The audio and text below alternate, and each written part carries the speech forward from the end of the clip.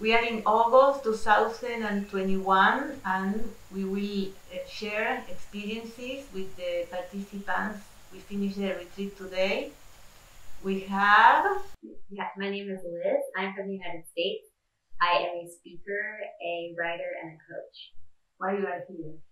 Because I actually just retired from corporate America and I'm just focusing on coaching now. And I'm going through a big transition, and so I just want to be supportive in that. I'm Julia. I'm from Austria. I'm a business law student, yoga teacher, and mediator. And I'm here because I discovered very deep sadness, and I don't know why. And at the first ceremony, Mother Ayahuasca showed me why I'm so sad. My name is Arvind. I'm Indian and I've come from Dubai. I work as a sustainability consultant, and I'm here because I'm super curious about the human mind and also nature. So I found this place to be a great mix of the two, nature and working on ourselves. So that's what pulled me here. My name is Alexia. I live in France, in Paris. I've got South African origins, and I'm a graphic facilitator and a hypnotherapist. It's my second time here. The first time I came here is because I was in loops, abandonment loops and a lot of sadness. And a year and a half I've worked on a lot of things and a lot of things have changed. So I've decided to come back and this time to continue healing and to work on how I want to transform my work. I came here because I was very sad. Like I had a deep sadness in myself, but I didn't know why. So that was really the main reason why I came here. But Mother Ayahuasca told me in the first ceremony, a big reason, and because I discovered I had acne, or I suffered on acne 14 years, more years than I did not have acne. It was severe acne with a lot of cysts and stuff, and I took pills the last half a year or more to get rid of them. And I was so scared to put them off that I even took them here on the last day or on the first ceremony day, and I didn't tell you, Sylvia, or no one actually. And yeah, I realized that in this night that I'm really addicted to these pills, that I have so much fear that this acne is coming back, and also in the workshops and to talk with you and the first ceremony even. I discovered a lot of reasons why I got acne, because I've never really learned to set boundaries, and always if I set boundaries, they got not accepted, they got declined. It doesn't matter from who it was. My family started with friends, with ex-boyfriends. So at one point, I didn't set anymore. So you didn't know how to set good boundaries? No. In an assertive way? Absolutely. Assertiveness, a very good point. I'm not really assertive. I'm always maybe or thinking or stuff, but not wanting and unsure. So you didn't feel the right to set boundaries? Yeah, absolutely. You were feeling guilty? Yeah. I'm feeling guilty and I'm feeling not worth it. That I'm not allowed to do that. So your skin was doing it for you? The skin set boundaries for me and communicated with others, also that, said all the emotions I could not express. The skin did it for me, and I was absolutely not aware of that before ayahuasca, before to come here. Thank you. Thank you. So at the end was good that you break the rule and took the pill, because this situation brought a lot of conversation and also the doubt if I have to give you ayahuasca or not, if these pills are compatible with the ingestion of ayahuasca or not. Absolutely. But especially why you lied, because you knew. So because you lied, you realized how addicted you are. Yeah, it was really a punch in the face, this first night, and it was so necessary. And I'm really, really grateful for it, because it's really, I got the chance to start healing. Yeah, it's the core of your problem. Yeah, and I absolutely was not aware of that. Thank you. Thank you. One of my problems that I've had in my life is just like, I call myself a recovering control freak because I'm just like control.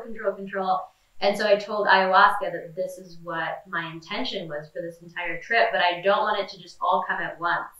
Start giving me signs that like I'm being supported on the way to Spirit Vine. And it did happen to where, you know, my flight was delayed, but then they called me up to the desk and they said, we booked you another flight for your connection. And it looked, everything just worked out so perfectly. But coming here was really beautiful. I actually did not do any research before because my partner came before me.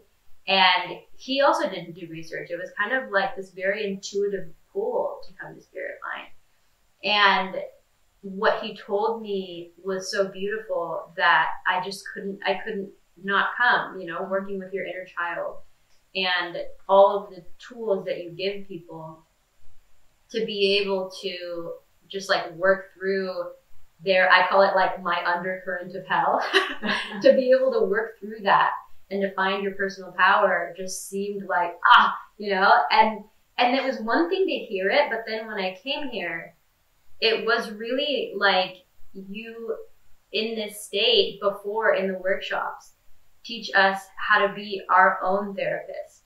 And ayahuasca is the perfect medicine and the perfect teacher also on that other side to help us through. And I had a really similar story where I also was taking medicine that I didn't even think that I was taking a bee resin, propolis for allergies.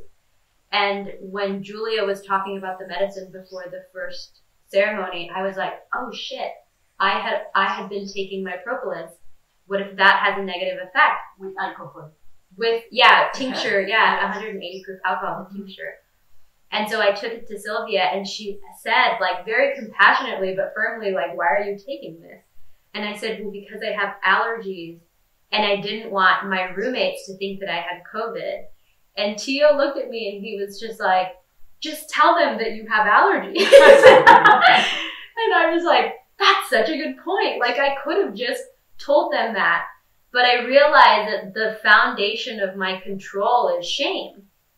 And so shame in my body manifests physically as like this incessant, like, like clearing my throat, but also with like Tourette's tics where I was like constantly doing this.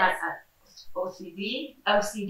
Yeah. And especially why your roommate will think that you have COVID when everybody tested before enter here. Yeah. Not only participants, employees, we all are tested. So why do we have COVID? I know. And so, but you know, when that happened and I told you that, you said ayahuasca, she actually heals parasites. And she'll tell you that your allergies are parasite related. And so when I actually went into my journey, she was showing me, sure, there's physical manifestations of parasites in our body, but also we have mental parasites. And I have so many shame parasites in my mind that were really like taking control of me. And so that's why I was trying so hard to control instead of just surrendering and allowing myself to just be and love myself exactly for who I am. So in this case, you had both the same type of shame and the same type of addiction to something to cover the symptom because we not resolve the problem. Yeah. And that even manifested with like, you know, crystals and like putting intentions in crystals instead of putting an intention in my heart, you know, like before I came, I like did a whole crystal grid and I put an intention of a crystal for like self-care so that I could really care for myself. Instead of just setting the intention in my heart, inside of me, I like put that out. There's so many different ways that I was doing that outside of medication. When you say that I teach people how to be their own therapist, I prefer to say that I teach people how to use their own power and how to trust in yourself and not to follow anybody. Yeah. Only you know what you want and what you need. So you have to start healing yourself, to put trust and use your own power because most of the people are not trusting in their power. Most of the people, they don't know that they have power. So this is what we need to recover. So it's like a cable that was cut. So we put the cables together, we fix it, and we have to start using it now. Yeah. That's why I don't use things, I don't have amulets, I don't make altars, because it's my way of thinking, okay? To start using our power, and of course our highnesses, I'm connected with the source that you can call the way you want. You can call it God, you can call it spirit, universe, because here we accept all the religions, we are all one. This is our philosophy. So it's very exciting when you discover, oh, this is my fear, but this is not taking me to the solution. I want to know the real cause of this and resolve it. Yeah. And now you are on the path. Yeah. Well, the first ceremony was like just her telling me. And then the second ceremony was her telling me, but her allowing me to feel a little bit. And the third ceremony was like all feelings and like me overcoming and me finding my power with your help. You know, I called you over to me twice for help because I was like, I want to stop suffering. And when you helped me, I literally got myself out of suffering.